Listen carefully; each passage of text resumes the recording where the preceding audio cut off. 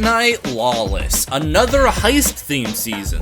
Sure, why not? Anyways, say hello to the most mediocre battle pass we've ever seen. These are not bad skins, not by a long shot, but just looking at the full lineup, nothing really jumps out. We got like a discount Batgirl, Nisha's distant cousin, John Fortress on HRT, and some masculine furry, because Fortnite doesn't have enough of those apparently. Even the new Midas skin feels somewhat lackluster. Cowboy Midas is a fun idea, but when you make his outfit all black with no other colors, it's just hard to point out any unique characteristics about this design. Again, these are not bad skins, but battle passes have just been so cookie cutter for so long, it's hard to get excited about a new batch of skins that are very similar to ones we've had before with less notable qualities. And out of all of these characters, a grand total of 2 of them are important to the story: Fletcher Kane and Midas.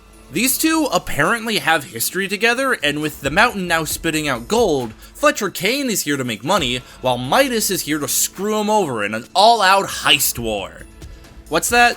You want to know about the 0-point fragment? Don't worry about that, here's a gun, go do a crime. Even though it's not the main focus, there are still whispers of last season's story for people who care, and not only that, but guess who's helping Fletcher Kane?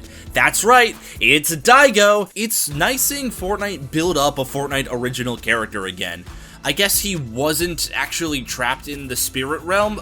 Never mind, he just ran in. Now he's trapped, I think. I never know what's going on in this game, dude. I just pretend like I know what's happening. All you really need to know is that Midas is willing to help with the 0-point fragment shenanigans if we screw over Fletcher Kane. And I do want to mention another character here, and that's this guy. His name is Skillet. He's got a big stupid face, his whiskers have scorch marks, he's basically a Junkrat persona. He may have an ugly face, but it's an ugly face that I adore. Skillet shows so much personality, and he's even in most of the load screens from the Battle Pass. It makes me wonder if he was originally planned to be a Battle Pass character before being moved to the item shop for whatever reason. I don't know. This point really isn't going anywhere. I just wanted to talk about Skillet, that's all. He brings me joy. Can I talk about things that bring me joy for 2 seconds? Speaking of joy, the map design in Chapter 6 continues to be the best we've seen with this golden area. I really like how the clouds circle around specifically this part of the map, giving more emphasis to this area in particular. Everything here has this slight yellow tint to it. Yellowy grass, yellowy trees, and even a golden river. I will try to refrain from making piss jokes about it. It might be a little too much yellow, but all these yellow colors help make this area feel more distinct, and the named locations only add to that. Crime City has a lot in the way of detail, but it's one of the more bland POIs this season. Other than some funny signs and the fact that it's always raining, there's nothing too special about this place. It's just another compressed city area that the art team just decided to go hard on for some reason. Shiny Shaft, on the other hand, is the opposite. It's just a mining location. Nothing to write home about in terms of visual design, but it makes up for that in terms of gameplay. It has this open area in the middle around these 2 large buildings, kind of like a mini Canyon's Crossing, and it also has these grind rails to help you move around the space. I feel like this place doesn't get the attention that it deserves. It's a really nice place. Outlaw Oasis is also notable for just how open the whole place is. This location is made up of like 3 buildings all surrounding a hot spring. I can't even remember the last time a POI was this open. Maybe Frenzy Fields from Chapter 4, but still, that had a few big buildings around it, while Outlaw Oasis just has 1-story buildings and a few hot tubs. And lastly, there's Lavish Lair, Lone Wolf Lair. This is Fletcher Kane's base of operations where he eats children or something, I don't know. Hey, you wanna know a terrible place to put a mansion? Directly on the edge of a cliff. The drop on the back of this place gives it good height over the entire swamp area, and it also led to a core memory of mine that we'll talk about in detail later. All of the areas added this season are fairly well made. They don't quite hit that same level of detailed design as last season's locations, but most of those are still here anyways, so it's not that big of a deal, and again, a lot of the new locations are still pretty good. and they also added a new reason to land at locations. I mean, it can't be a heist season without a vault to break into. These are sprinkled throughout the map as a little challenge you can do for better gear. Just survive a few waves of enemies, deal with any players that try to ambush you, and you get some pretty good loot out of it. A few rare chests, a ton of gold, and some dill bits. Why are they called dill bits? I couldn't tell you. You can bring these to the black market for some really good items. Arguably, items that are too good. Vaults are a really nice focus point for POIs, giving more of a reason of going somewhere without it feeling like a mandatory drop. You can still buy plenty of items from the black market without dill bits, and you can also randomly get dill bits from the smash and grab stores. That's a terrible name for a jeweler. Locations this season are not as high tier as the last ones, but they're still enjoyable nonetheless. Okay, now before we talk about the items in rotation, I gotta ask, what are the medallions we're dealing with this time? After what happened last season, these things feel like they can make or break a season. And I don't want to get too invested if we're going to have more overpowered coins to deal with. Shogun X and his stupid island are still here, and they still drop a medallion that... Huh? Wait, they changed it. The Shogun X medallion is now completely different, dropping a shield bubble whenever you use a healing item. Okay, that's nowhere near as powerful as last season. There's only one other coin available this season being dropped by Fletcher Kane. It gives a movement speed boost similar to Nitro, but without the infinite sprint. That sounds fine. Guys, I think we have a good season on our hands. Without powerful medallions, it gives the loot pool a better chance to shine. And oh boy, do these things shine. Ladies, gentlemen, and everyone in between, the Mammoth Pistol is back in rotation. One of my favorite Fortnite items is back in all of its glory. It is an incredibly powerful pistol that you have to load one bullet at a time. I love using this thing, even if I'm incredibly inconsistent with it. There's even a special Mammoth Pistol you can pick up from Fletcher Kane that can carry more than one round in it. That is a limitless magazine size, if limitless means 2. And speaking of personal favorite items, this season also has a sniper in it. Hooray! I always enjoy using snipers in this game. It has that high risk, high reward feeling that no other... Why does it not one-shot? What do you mean it doesn't OHKO? What do you mean that the sniper doesn't OHKO? What's even the point? The last time Fortnite had a sniper that did not one-shot headshot people was back in Chapter 3, Season 3. Over 3 years ago. Every sniper since then has one-shot headshot people. Until now, apparently. Sure, it's more quote-unquote fair this way, but it's not as fun when you headshot someone and nothing happens from it. The craziest part being that this thing has bullet drop. You want to know what doesn't? The Mammoth Pistol. The gun that also takes heavy ammo, does the same damage as a sniper, and is fully hit scan. Why would you even pick up the sniper when the Mammoth Pistol is just a better version of the same gun? The only thing that the Falcon Sniper has that the Mammoth Pistol doesn't is a scope, making it easier to hit long-range shots without going full ant shooting simulator. Other than that, the Mammoth Pistol is just better in every way, shape, form, and fashion. Man, we're 2 guns in and I'm already complaining. Look, I said this loot pool shined, I didn't say it was perfect. Speaking of which, did you like the Hollow Twister from last season? What if we put in 2 guns that did the same thing? The Striker Burst is a scoped AR that shoots in bursts, and it's one of the few good things we got out of Absolute Doom. This thing is surprisingly good, and gives the Hollow Twister a run for its money. And if that wasn't enough, they also brought back the Twin Mag from Chapter 4. While they're all slightly different in their own unique way, these 3 guns effectively do the same thing. A scoped AR is always the best, most optimal long-range weapon you can carry in a season, and there's now 3 of them to choose from. That's too many. I'm pretty sure this made the season feel way more like a sweat fest. Or I just played a lot of ranked this season, that could be why, I don't know. You're gonna need some cover if you want to avoid all that gunfire, and thankfully, Fortnite added in a new item just for that. Let me introduce you to the Porta Cover, a comically small wall you can throw down. I I don't understand this thing, man. Bunkers are still in rotation, by the way. This doesn't replace them. This is just another item you can use to pretend that you're playing build mode. But I will give the porter covered credit. It can do this. That do anything for you? We got 2 new healing items. The gold splashes are just normal chug splashes that give you the gold rush effect. I've actually not talked about gold rush that much.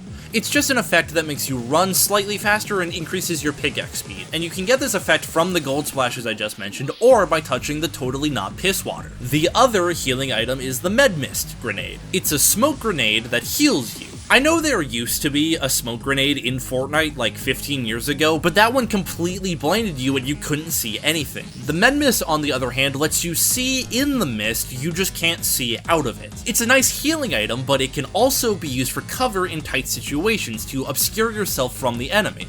I like it. It's a fun and weird, goofy kind of healing item. Speaking of goofy items, this season also added a lot of goofy weapons, which is the technical term for a non-standard weird weapon that Fortnite excels at. The first gaff we got was the pump and dump. This is a shotgun and SMG combined into one item. The shotgun is not the best, and neither is the SMG, but the beauty of this weapon is shooting them both at the same time, shredding people for a ton of damage, but usually not quite enough to kill.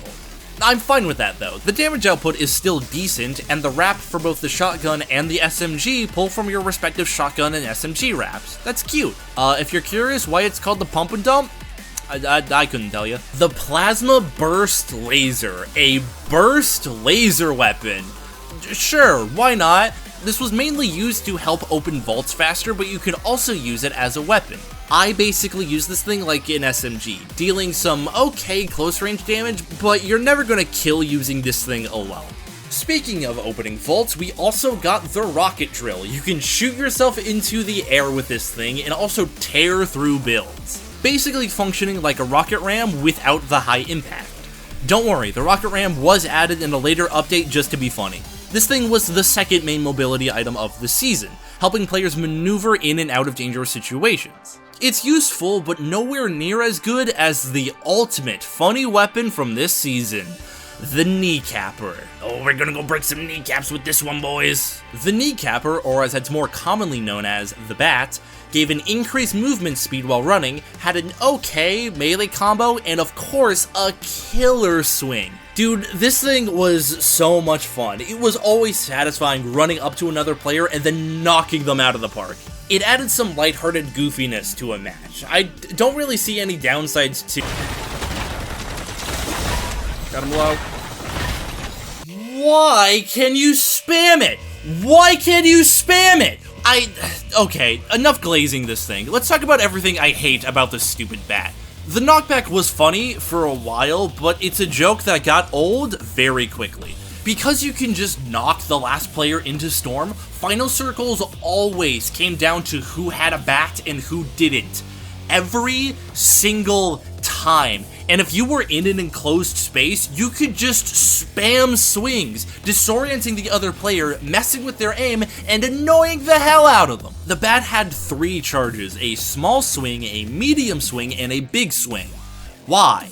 One big swing is all this thing needed. The smaller swings only take away from this item because the smaller swings let you spam the bat, taking away the punishment for missing. Now is also a good time for me to talk about durability. Melee items like the Typhoon Blade now have their own health bar that slowly degrade the more you use them. This is meant to be a way to balance these items, and they did a terrible job with it. You can almost completely ignore the durability system. It almost doesn't matter. The durability goes down so slowly that as long as you're not constantly using the item, it will basically last the whole match anyway. And even if it does start to get low, all you need to do is pick up another one and shaboof, a fully charged kneecapper to get the win with. If you're gonna add in durability, you need to go full Breath of the Wild and have these things break after 10 to 20 hits. Otherwise, why even add it in the first place? The bat is so close. It is so close to being a good item. Just 2 changes and the kneecapper is perfect. Instead of 3 different swings, just have the one big swing take a full second to charge up, and that's it. That way, people can't spam it, and it's more of a high-risk, high-reward weapon. Also, these swings need to dramatically lower its durability. I'm talking like 10 to 15 a swing. That way you can't just baseball bat everyone into Storm every single game. You still can, but you are 1, punished heavily for missing a swing, and 2, you can't overly rely on it. The kneecapper was always gonna be a bullshit unfair weapon, but if you could just turn down that bullshit even just a little bit, it would make this item infinitely less infuriating. But the kneecapper was only half as infuriating as the exotic items. Alright, listen. I have no problem with a few exotics in rotation. They're just more fun items to help shake up the gameplay. That's not the problem. The problem is that you can't just hand out these exotics for free. And would you look at that? You can literally just pick up the exotics for free. Halfway through the season, Fortnite put in this mural quest that rewarded you with keycards. The more you get done in the quest, the higher level keycard you get. The keycard is what gives you access to the exotic items in the first place, but you still need to get a dilbit to get them. Unfortunately, there's a chest in the same room with the exotics that with a max level keycard just gives you a dilbit. Meaning that you can just land at a black market at the start of the game and pick up an exotic weapon within minutes of touching the ground. Are you fucking kidding me? That takes the same problem that medallions had and then cranks it up to 11. There was always at least one player that would land by the exotics and pick up the best one so no one else could get it. And these weapons ranged from a pump and dump that gave you 0-point dashes, a sniper that could ping enemies, and a full-on shockwave rocket launcher. And all you had to do to get these was grind out these quests as fast as possible to get the best weapons, giving an advantage to people who don't stop playing this game and putting a disadvantage on the people that go outside and have a life. All of these issues combined into what is probably the worst moment to happen to me in the entire chapter. I wasn't recording when this happened, but I got so angry that I went back into replay mode just to record this. If you look at the map, you can see that there is a player that grabbed the exotic shockwave rocket launcher off spawn, flings themselves all the way from Crime City to Lone Wolf Lair, and still had enough rockets to hit me 3 times with this thing. We're only 3 minutes into the match, by the way.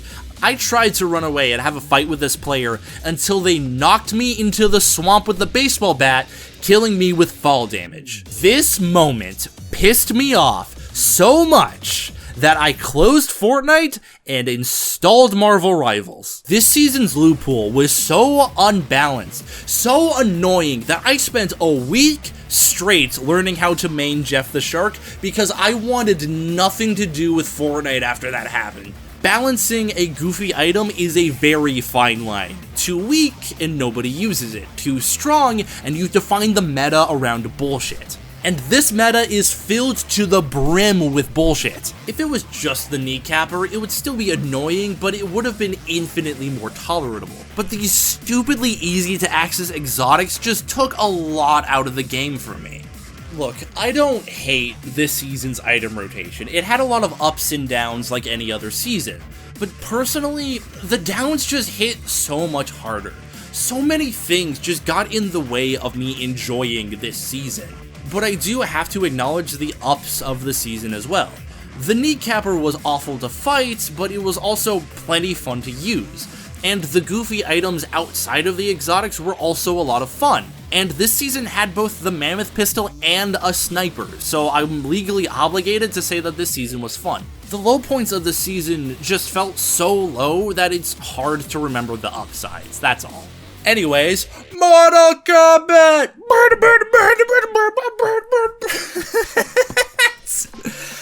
Sub-Zero was in the Battle Pass, and Scorpion was added as a boss on the map with his own medallion. What did this medallion do? I have no idea.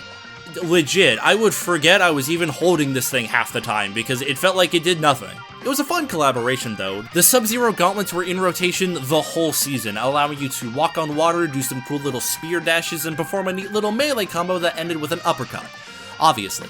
And of course you can't have Sub-Zero gauntlets without Scorpion gauntlets to complement them. Take a wild guess what these things do.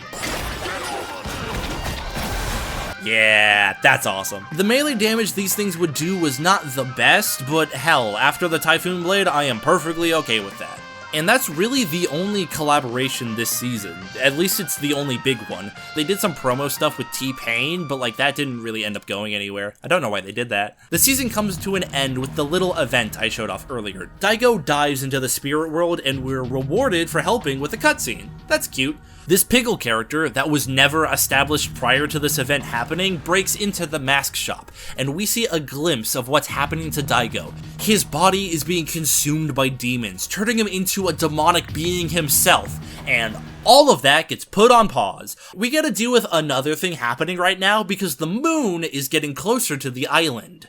Except that's no moon, because the moon haunts you. Before we can figure out what's happening with Daigo, it's time for Star Wars!